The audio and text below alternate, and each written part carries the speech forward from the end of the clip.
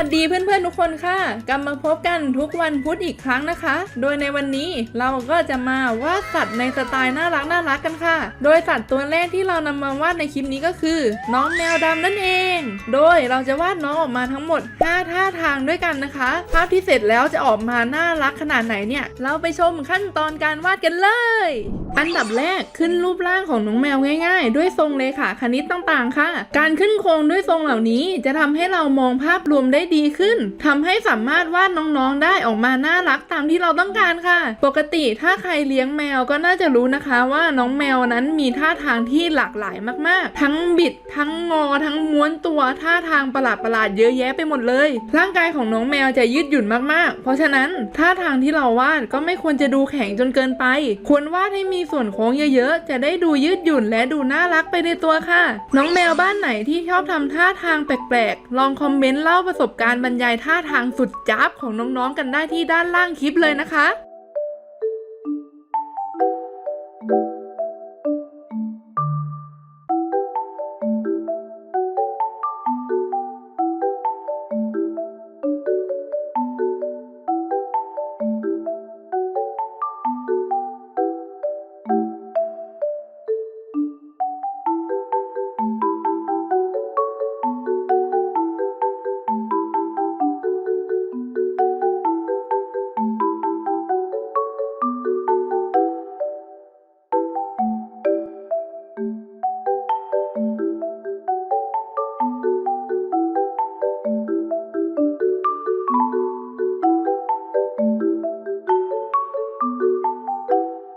เสร็จแล้วเราก็มาตัดเส้นกันต่อค่ะขั้นตอนนี้เราก็ควรตัดเส้นให้มีความโค้งสวยเหมือนกันภาพจะได้ดูไม่แข็งจนเกินไปใครที่มือยังไม่นิ่งเนี่ยตัดเส้นโค้งยาวๆไม่ได้ก็ต้องฝึกฝนกันด้วยนะคะหรือสามารถย้อนไปดูคลิปเทคนิคการตัดเส้นได้ในช่องของ KP Learning Space ได้เลยเราจะได้ตัดเส้นกันได้ดูเป็นธรรมชาติมากขึ้น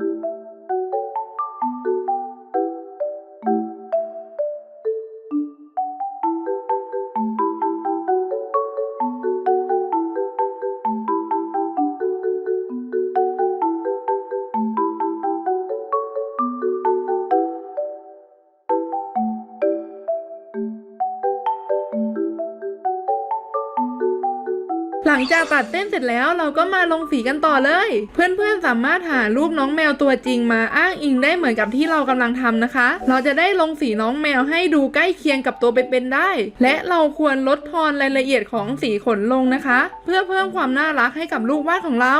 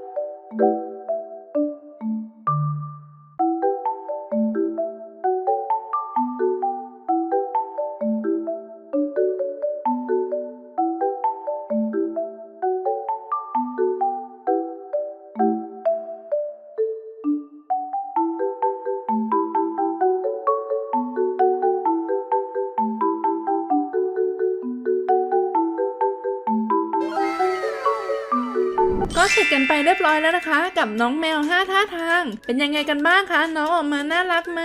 ในคลิปต่อๆไปนะคะเพื่อนๆอยากให้เราวาดสัตว์ชนิดไหนอีกก็สามารถคอมเมนต์บอกกันไว้ได้เลยนะคะถ้าชอบคลิปนี้ก็อย่าลืมกดไลค์แล้วก็กดแชร์กันให้ด้วยนะคะแล้วก็อย่าลืมกด Subscribe แล้วก็กดกระดิ่งแจ้งเตือนเพื่อที่จะได้ไม่พลาดคลิปใหม่ๆของช่อง KP Learning Space ค่ะไว้เจอกันใหม่คลิปหน้านะทุกคนบ๊ายบายอย่าลืมกด Subscribe กดกระดิ่งใน YouTube และกดไลค์กดแชร์ลง Facebook กันด้วยนะคะ